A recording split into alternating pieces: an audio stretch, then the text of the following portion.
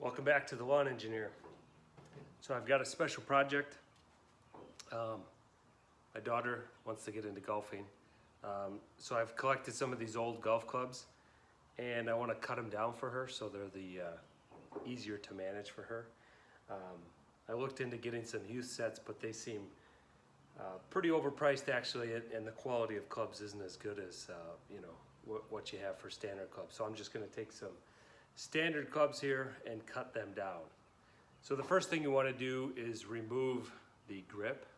I've got a separate video on that, how to remove a golf grip without cutting. So of course you can just cut it off and put a new one on, but with an air compressor and a blowgun you can use the hole in the back of the grip there and actually float it off.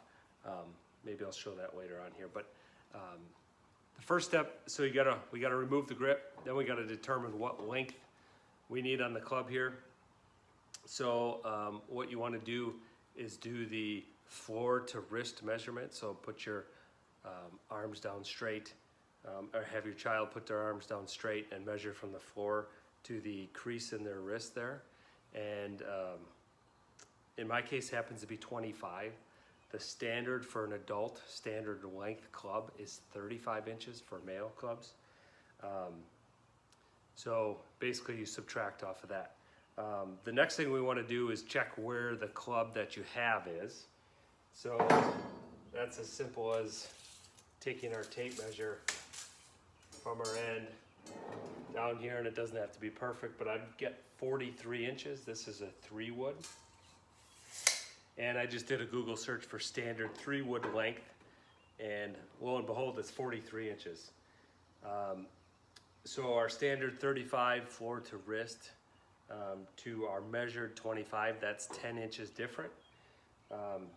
So I just measured down here 10 inches and made a mark in the shaft, and that's what I planned to take off. But I had my daughter hold it there and she said, it feels a little too short. So I went up 1.5 inches, just figuring for growth over time too. So right now that gives 1.5 inches of growth there, where this will still be good. And when she's too big for them, her sister can use them.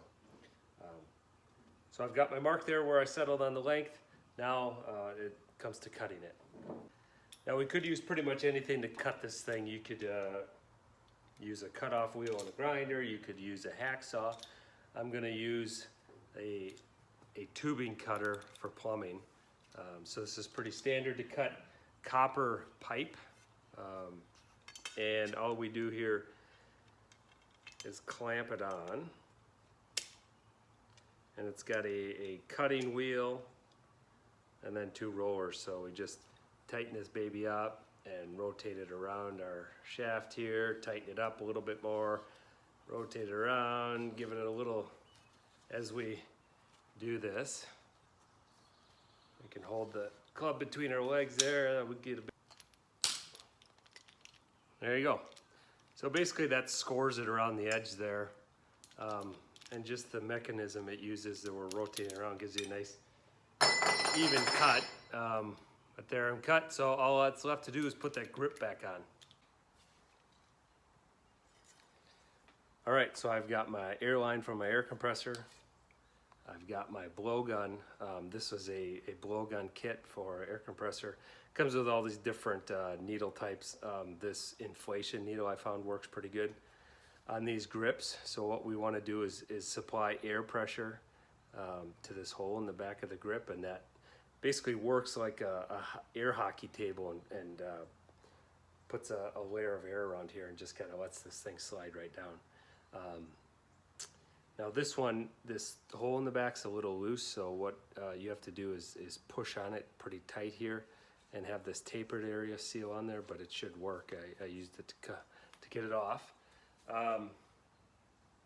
So here we go. Just gonna get us some air. Just get the grip started on there as much as you can by hand. And put the club between your legs there. Let's get some air in there. And then just apply some tension down on it as we put air in there.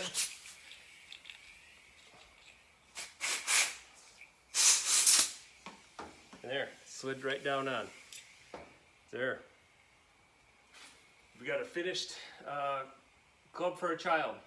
So we cut it down 9.5 inches there. So it's ready to start beating on some golf balls.